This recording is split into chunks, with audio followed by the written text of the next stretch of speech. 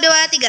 Assalamualaikum warahmatullahi wabarakatuh. Waalaikumsalam warahmatullahi wabarakatuh. Saya di sini dan teman-teman saya akan memperlihatkan hasil kerja kelompok kita. Yaitu di sini saya Renania Atamina, saya di atas ini, saya Firayu Agustin, saya Angelina. Di sini kita mulai.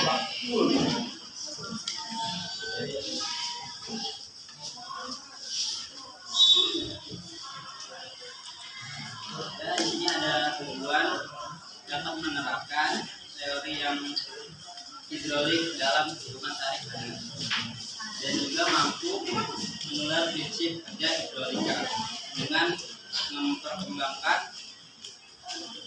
faktor-faktor pendukungnya sehari seperti fluida dan udara. Dan ada alat dan bahan. Yang pertama, sedotan yang akan berfungsi sebagai jalan penghubung air botol. Yang kedua, 3 botol minuman kemasan sebagai wadah air. Yang ketiga, air dan pewarna makanan. Yang keempat, gunting dan cutter. Yang kelima, lem tembak. Yang keenam, solder. Yang ketujuh, alat pen, karbon, pensil, dan lain-lain.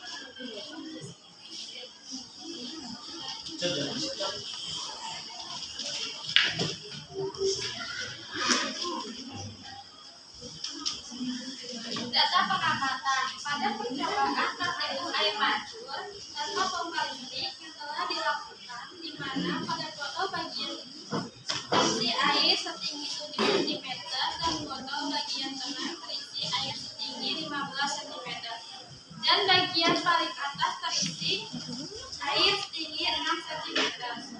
Dapat kita amati bahwa terjadi proses fluida hidrolik dan memancurkan kurang lebih 2 cm.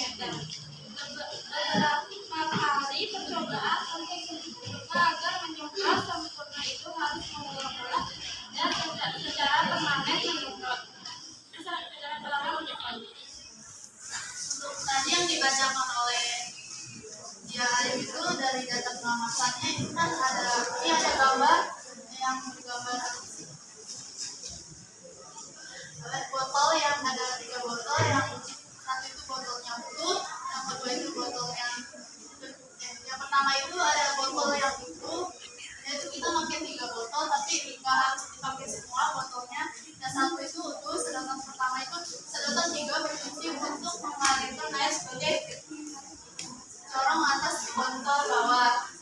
Untuk sedotan yang kedua atau botol yang kedua itu ya setengah botol.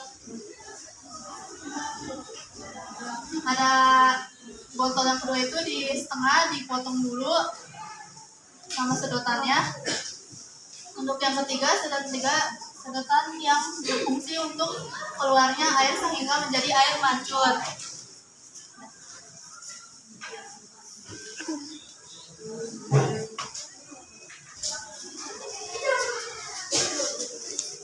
Analisis data dari hasil praktikum dapat diketahui bahwa ketika botol yang paling atas diisi air yang berada pada botol paling atas langsung mengalir ke bagian botol yang paling bawah. Pada saat yang bersamaan, botol yang bagian tengah yang sudah terisi air mulai memiliki tekanan udara yang sama dan tekanan udaranya meningkat. Tekanan udara ini dilanjutkan dari botol bawah ke botol yang ada di tengah. Karena tekanan yang ada di botol tengah lebih besar dari tekanan udara di luar botol. Akibatnya, tekanan ini mendorong air yang berada di botol tengah mencari jalan keluar ke bagian atas dan tercipratlah air mancur. Pertanyaannya,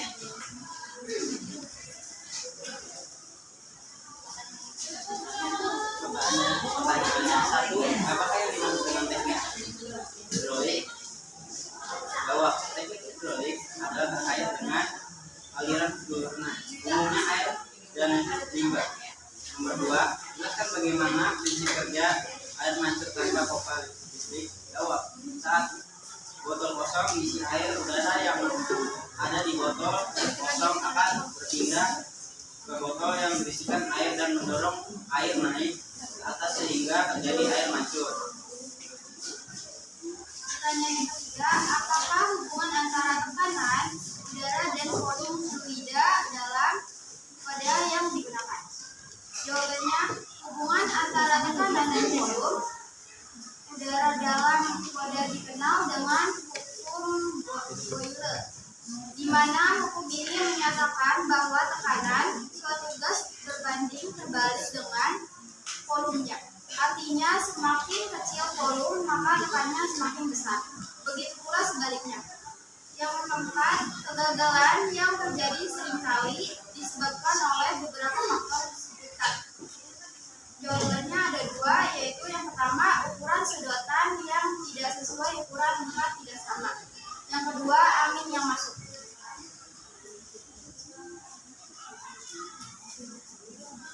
Kesimpulannya, pembuatan air mancur tanpa air listrik ini didasari dari teori hidrolika.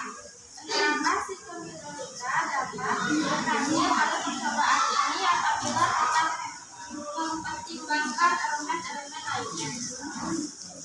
Mendukung percobaan ini seperti penggunaan fluida jenis air, sesuaian penampilan menggunakan botol air mineral dengan air itu sedotan. Keberhasilan percobaan juga bergantung pada kondisi alat-alat yang digunakan. Apabila kebocoran pada botol atau sedotan, air tidak akan memancar.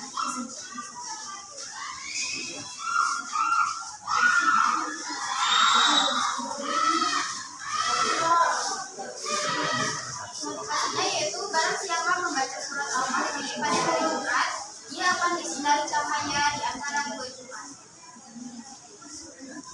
Riwayat Hakim. Dari sini juga saya menyediakan pantun yang berbunyi air rajin dimakan kenari. Burung elang terbang kemari. Belajar yang rajin setiap hari, telah hidupnya bersih-bersih.